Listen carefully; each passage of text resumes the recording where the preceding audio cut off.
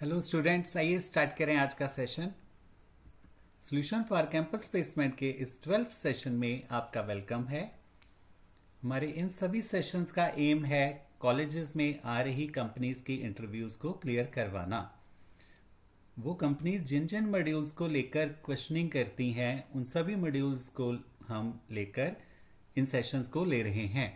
तो आपको हर एक सेशन को बहुत अच्छे से देखना है और हाँ, बिल्कुल वेरी फर्स्ट सेशन से स्टार्ट करना है। इस तरह से आपको हर एक टॉपिक अच्छे से समझ आएगा और ये सेशंस आपके दूसरे एंट्रेंस टेस्ट में भी हेल्पफुल होंगे।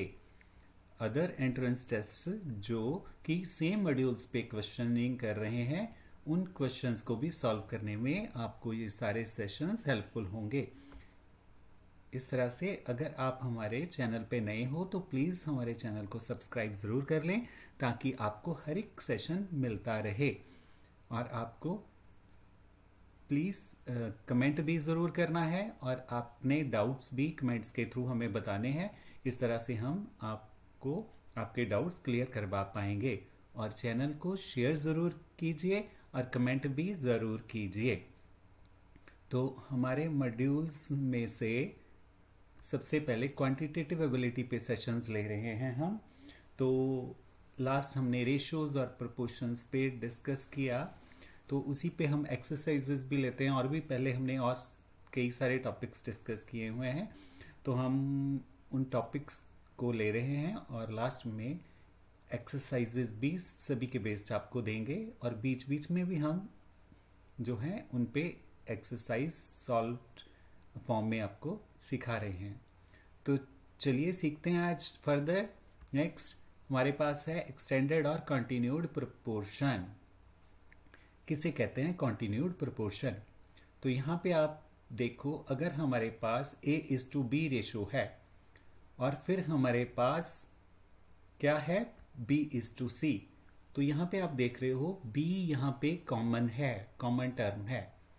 और एक तो ये ध्यान रखने वाला पॉइंट है कि इनके बीच की जो टर्म्स है वो सेम है। और क्या हमें साथ में सीखना है कि when A:B is equal to B:C, जब A:B की रेशो B:C के इक्वल होती है तो ऐसी प्रोपोर्शंस हमारी कॉन्टिन्यूड प्रोपोर्शन है। तो क्या सीखा हमने? When the ratio of the first to the second is equal to the ratio of the second to the third, तो यहाँ पे A:B, B:C, ये दोनों रेशो इक्वल हैं। तो इस तरह से एक स्पेशल फॉर्मूला जो रूल हमें यहाँ पे ध्यान में रखना है इसके रिलेटेड, वो ये है B का स्क्वायर हमेशा इक्वल होगा यहाँ पे A×C के। तो इस तरह से आपको समझ आ चुका होगा कंटिन्यूड प्रोपोर्शन के बारे में। फर्दर सीखते हैं कि ABC यहाँ पे क्या है, कंटिन्यूड प्रोपोर्शन में है और C is called the third proportional. यहाँ पे C क्या कहलाएगी? Third proportional. और इस तरह से A:B equal to B:C equal to C:D भी हो सकता है। तो यहाँ पे आंसर्स, इनकी रेशो जो है वो इक्वल होगी। और लास्ट वाला जो टर्म है वो D, अगर हम A:B equal to B:C equal to C:D लें तो D जो है वो फोर्थ प्रोपोर्शनल होगा। तो इस तरह से कॉन्टिन्यूड प्रोपोर्शन हमें और क्या बताता है? Continued proportion shows a constant rate of change। ये बताता है कि जो चेंज आ रही है वो कांस्टेंट है, चेंज का जो रेट है वो कांस्टेंट है। कैसे देखते हैं? हमने ये भी लिखा कि जो वहां पे हर एक टर्म एक ही रेशो के साथ बढ़ेगी या एक ही रेशो के साथ कम होगी। जैसे यहां पे आप देखो कि अगर हमारे पास एक प्लांट है जिसकी हाइट हर एक मंथ डबल होती है, पहले उसकी हाइट 2, फिर नेक्स्ट 4, फिर 8, फिर 16, तो उसकी हाइट कैसे बढ़ रही है? टू के साथ बढ़ रही है, तो इंक्रीज जो है वो कांस्टेंट रेट से हो रही है। 2 2 4, 4 2 8, 8 2 16। तो इस तरह से यहाँ पे जो हमारी रेट है चेंज होने का कांस्टेंट है।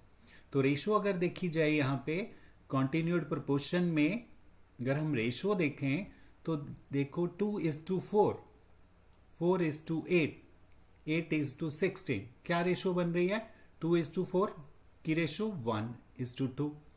जब हम 2/4 लिखें अगर, तो ये कितना होगा? 1/2। और 4/8 लिखें तो कितनी रेशो बनेगी? 1/2। तो इसमें रेशो इक्वल आ रही है, इसलिए हमने वहां पे लास्ट पेज पे जो डेफिनेशन बताई है कि एक की दूसरे की रेशो इक्वल होती है दूसरे के तीसरे के। तो इस तरह से यहाँ पे सेम है। तो कॉन्टिन्यूड प्रोपोर्शन क्या बताता है कि चेंज कांस्टेंट रेट के साथ होती है, वहां पे जहां हर एक टर्म जो है बढ़ेगी या डिक्रीज होगी एक ही रेशो के साथ। तो यहाँ पे रेशो एक ही है, बढ़ रहा है यहाँ पे 2 4 हो रहा है, फिर 8 हो रही है उसकी हाइट, फिर 16 हो रही है, बट रेशो जो है वो सेम ही हो रही है। तो ऐसी अगर इस केस में ऐसा केस है तो हम कहेंगे ये प्रोपोर्शन कॉन्टिन्यूड है। तो इस तरह से हमने देखा कि कॉन्टिन्यूड प्रोपोर्शन सेम रहती है 1:2 हर बार। तो अब नेक्स्ट सीखते हैं कंपैरिजन ऑफ रेशोज। तो प्रोपोर्शंस, कॉन्टिन्यूड प्रोपोर्शंस आपको समझ आया। तो नेक्स्ट हम सीखते हैं रेशोज का कंपैरिजन। रेशो के बारे में हमने पहले भी जाना क्या होती है रेशो। आप सेशन पहले वाले सेशंस को जरूर देखो। इसीलिए हम कह रहे हैं कि जैसे हम लास्ट डिस्कस किए हुए सेशंस पे भी क्वेश्चंस लेते रहेंगे, तो अगर आप पहले वाले सेशंस को देखोगे तो आपको आने वाले सेशंस भी अच्छे से समझ आएंगे। तो हमारी कोशिश है कि करंट सेशन भी अच्छे से आए समझ। अगर आपने इन केस नहीं देख पाए बट अच्छे से समझना है तो पिछले सेशंस को जरूर देखें। तो कंपैरिजन ऑफ रेशोज का वेज हम सीखेंगे। हमारे पास दो वेज हैं, एक है क्रॉस मल्टीप्लिकेशन वाला मेथड है हमारे पास। सबसे पहले ये मेथड सीखेंगे और फिर नेक्स्ट मेथड सीखेंगे हम। नेक्स्ट मेथड कौन सा है? तो कंपैरिजन रेशो की कंपैरिजन करने के लिए सबसे पहला मेथड हमारे पास कौन सा है? Cross multiplication method. जब भी आपने रेशोज को कंपेयर करना है तो आप क्रॉस मल्टीप्लिकेशन मेथड वाला तरीका इस्तेमाल कर सकते हो। तो क्या है ये वे? यहां पे हम आपको कह रहे हैं कि कंपेयर करो 13/15 एंड 3/5। इनको आप कंपेयर करो। तो इनको कंपेयर कैसे करना है? क्रॉस मल्टीप्लिकेशन मेथड के साथ। तो क्रॉस मल्टीप्लिकेशन मेथड में आप क्या करोगे? 5 को 13 के साथ मल्टीप्लाई करोगे, कितना हुआ? 65। और 15 को 3 के साथ मल्टीप्लाई करोगे तो कितना हुआ? 45। तो इस तरह से हमें अब देखना है कि दोनों वैल्यूज में से कौन सी वैल्यू बड़ी है। क्या हमारी पहले वाली वैल्यू बड़ी है? Yes, 65 is greater than 45। तो जो पहली हमारी क्रॉस मल्टीप्लिकेशन है वो हमारी बड़ी है सेकंड से। तो इस तरह से यहां पे ये इंश्योर हो जाता है, ये पक्का हो जाता है कि जो हमारी पहले वाली फ्रैक्शन है वो बड़ी है दूसरे वाली फ्रैक्शन से। ओके, तो यहां पे देखा जाए तो एक रूल यहां पे ये भी बना। हमारी चार यहां पे हमने क्वांटिटीज हैं, एक 13, एक 15, एक 3 और एक 5। 13 को ए बोला और 15 को हमने बी बोला और 3 को सी और 5 को डी। तो यहाँ पे क्या रूल बन पाएगा? यहाँ पे हमारा यहाँ पे ए इंटू डी और बी इंटू सी। इस तरह से ये क्रॉस मल्टीप्लिकेशन हमने की। तो आपको क्या करना है? आपको देखना है ए और डी को मल्टीप्लाई करना है और बी इंटू सी को मल्टीप्लाई करना है। तो इस तरह से अगर पहले वाली दूसरी मल्टीप्लिकेशन से बड़ी होगी तो पहले वाली जो हमारी वैल्यू है वो बड़ी होगी दूसरे से।